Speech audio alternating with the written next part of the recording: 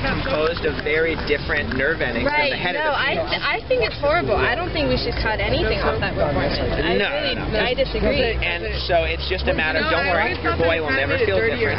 And especially if you live in California, the circumcision rate in California is now below 20%. Okay. So the whole locker room myth, that was a whole myth anyway, it's bogus. Now if you circumcise your son, he's going to be the odd man out in California. God, it's interesting stuff. It is. You know what, let me tell you something, ma'am. Hold on, say that. And that should be clear. From the first day, this is the primary They strap the baby down. Oh, God, Then the first step of a circumcision, they take a probe.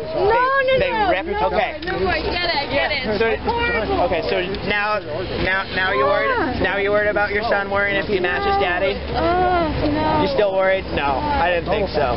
They haven't even started cutting. God, He's just screaming in terror there, not agony yet. Disgusting. That's it. You should show that to your partner. I should. Can I bring this? Yes.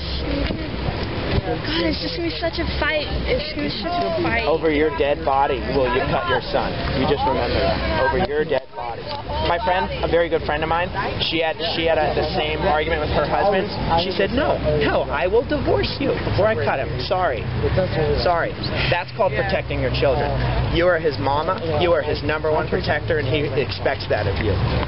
Don't let someone else carve their insecurities into your son. What if he grows up and he's like, I wish I was circumcised? Then when he's 18, he can make that decision for himself. When he gets circumcised then? Yeah, and it's a lot easier on an adult because they can get properly anesthetized and they get proper post-operative care. Babies aren't given anesthetic, and they're not given any post-operative pain relief. So you've got an open wound on your brand new baby onto which he pees and defecates for a week to 2 weeks while it heals. So it's just check out the info, check out the websites.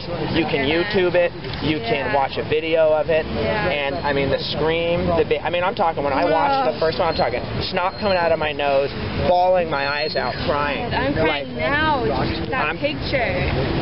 That's how we welcome baby boys to the world in this country. It's barbaric, it's child abuse, it's sexual assault. Sexual assault.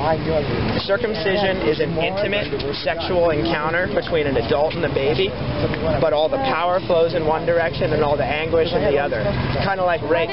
What is the thing that they say? Like, people say it's for like cleanliness? Like, what is the argument that they have? Because back in the day when I was telling you about Harvey Kellogg and those guys, that was before they knew that germs cause disease, and they had the nervous excitation theory of disease. So sexual excitation, being the worst type of nervous excitation you could have, was impure. It promoted mental uncleanliness, which transferred to physical uncleanliness. In the early 1900s, like 20s or so, I don't know the exact date, so I'm just ballpark numbers here. They realized that masturbation doesn't cause disease. Of course it doesn't cause disease. It's actually healthy. Everything in moderation. Right? And so then, ever since then, circumcision's been a cure in search of a sickness that it still hasn't found. You've seen everything from epilepsy, hip joint dysplasia, penis cancer. You heard it in up until the 1980s. Well, here the three most common things you hear today is urinary tract infections, male to female HPV transmission, and HIV transmission rates.